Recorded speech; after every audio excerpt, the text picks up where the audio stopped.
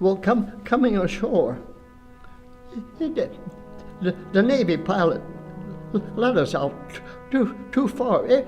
We were getting a lot of hits, and we were under terrific small arms fire, and those big guns, 14-inch, 8-inch and stuff, were shooting over our heads. But we were walking through a minefield. Over 1 million mines were planted under our feet.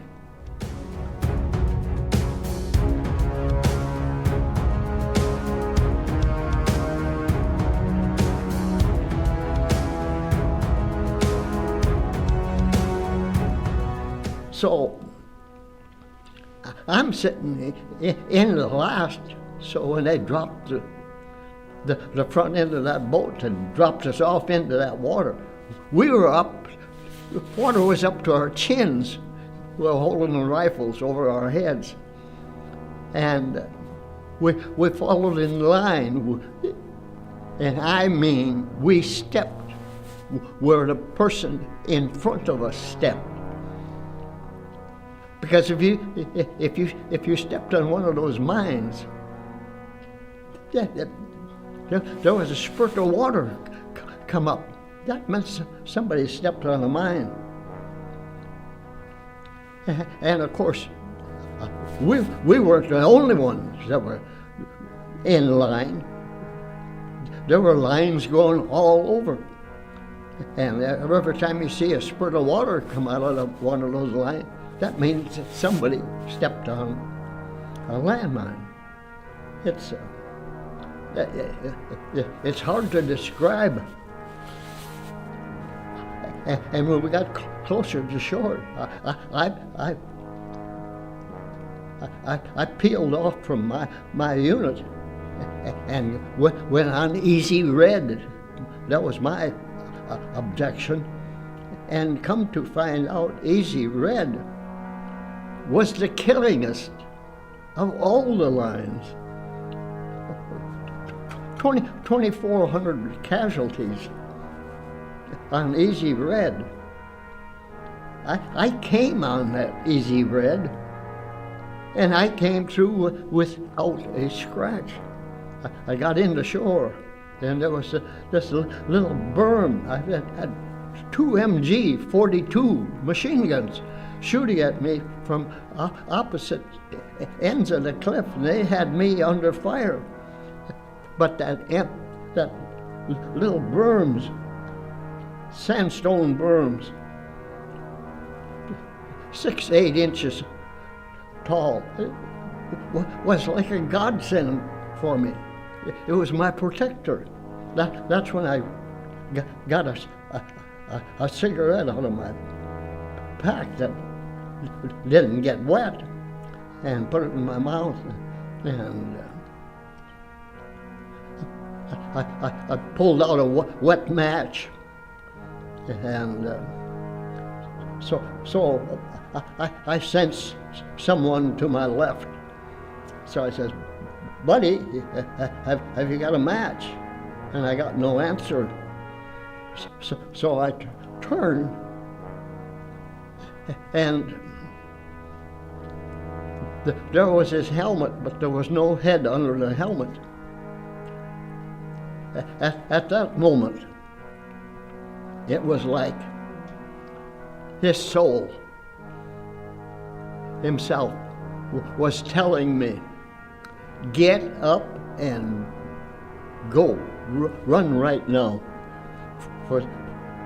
to get off of that beach." So I got up and ran, and just it seems that I got up, it's like I made this up, but both of those machine guns shut off for a few seconds or more,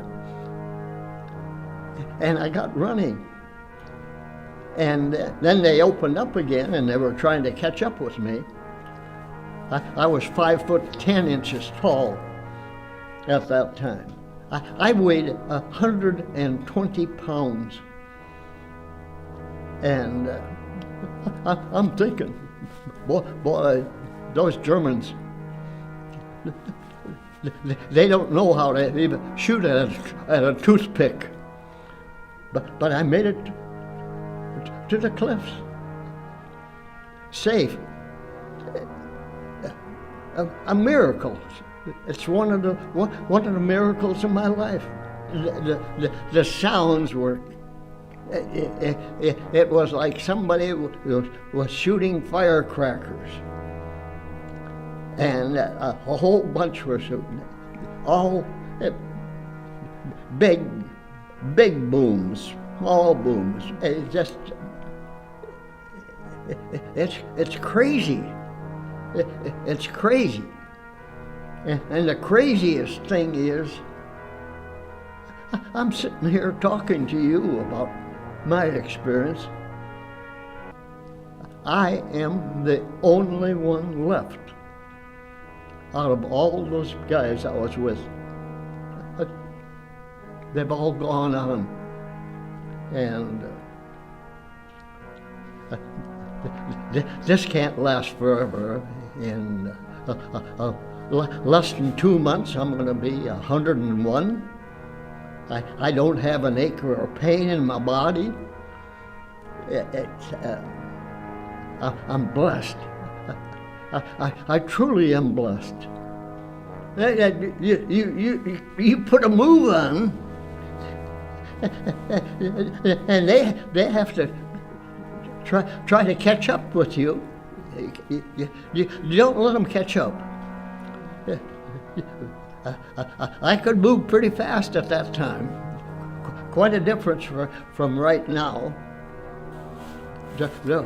You don't run up the bluff. That's when you're off the beach. And then that's when the Germans are shooting you at you from the back too. And when we got to this ravine that we were going to use to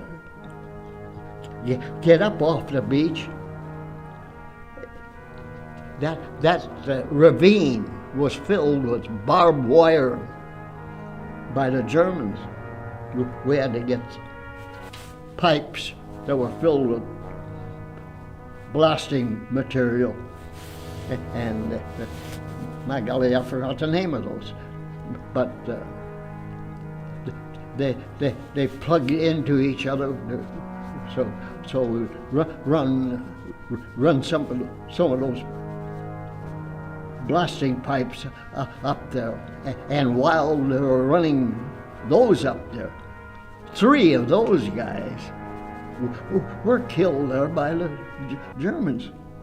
And then when they blew that barbed wire out of there, it opened up for the rest of us, and we got up. The Germans just cleared out. Once we got through and got up behind them, they just left. After they left, I found Lieutenant Colonel Pratt, and we started to set up the command post. I remember setting up the command post.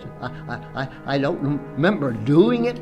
I just remember it's done. And I was, at the end of the day, it was about 7:15. I realized I was digging a foxhole along with Corporal Madison Rich. And he was digging his foxhole. We were going to sleep. I found a litter that hadn't been used. So I dug my foxhole a little bit longer. So I put that litter in the bottom. And then if I put my sleeping stuff on that top, that litter was protected from the moisture. It was canvas. At 7:15, somebody hollered from the command post, "Sergeant Larson, Colonel Hill wants to see you right now." So I goes in. Colonel Hill is a full bird colonel. He and I worked on the invasion together, so he got me in. He says, "Sergeant," he says, First Army wants me to keep G3 open 24 hours a day." He says, "You're going to run the night shift." I said, "Starting when, sir?" He says, "Starting right now."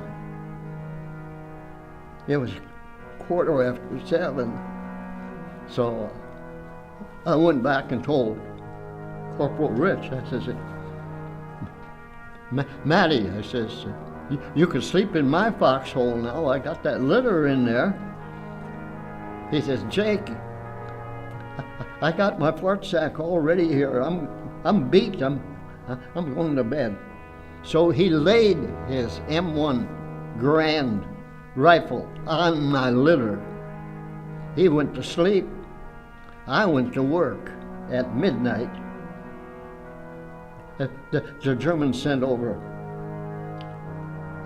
a plane to find out what we were doing. So they lit up the whole thing with flares and took pictures out. Well, that aggravates our gunners from that shoot the big guns at the planes.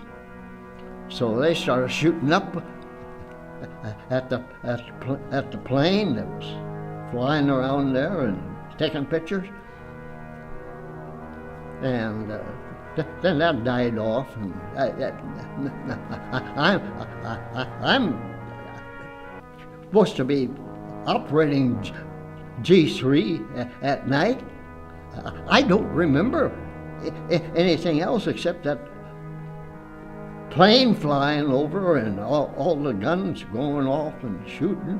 And the next thing I knew, I was being relieved. It was 7:30 in the morning. So I walked over to Madison Rich. He picked up his rifle off of my litter, and it broke in two.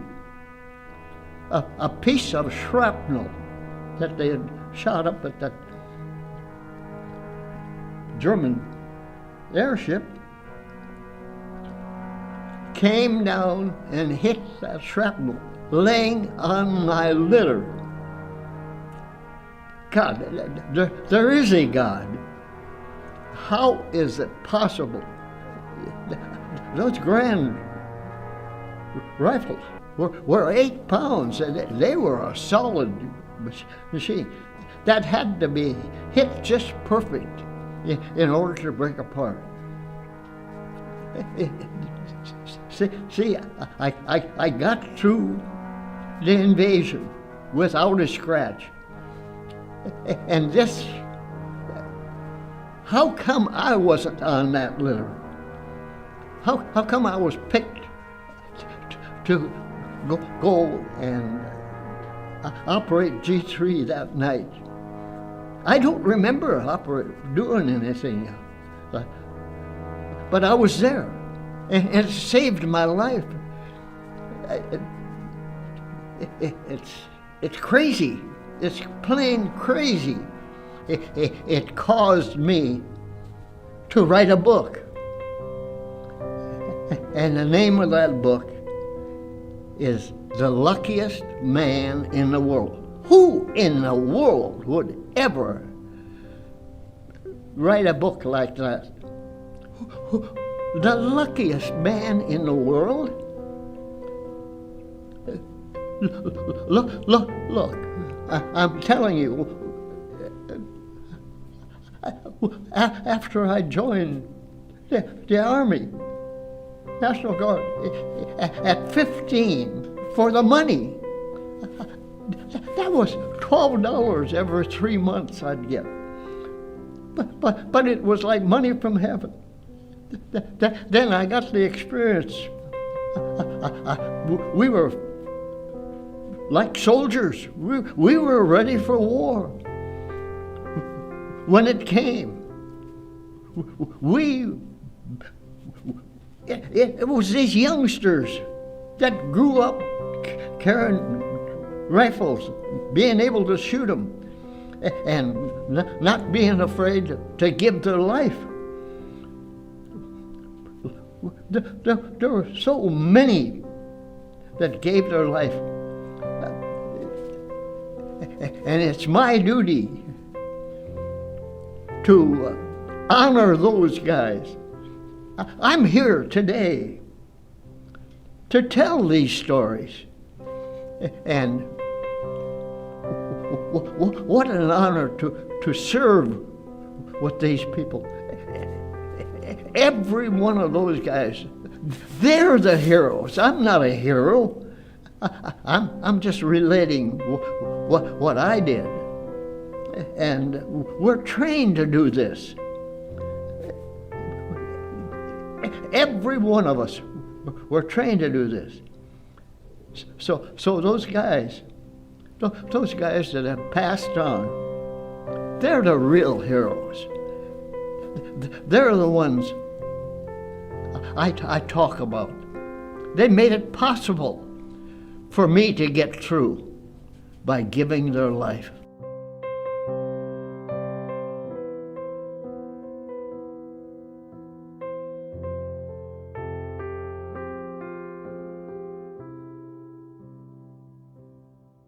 I really hope you enjoyed watching this video. Please like, share, and subscribe for more deep dives into our history. Together, we remember.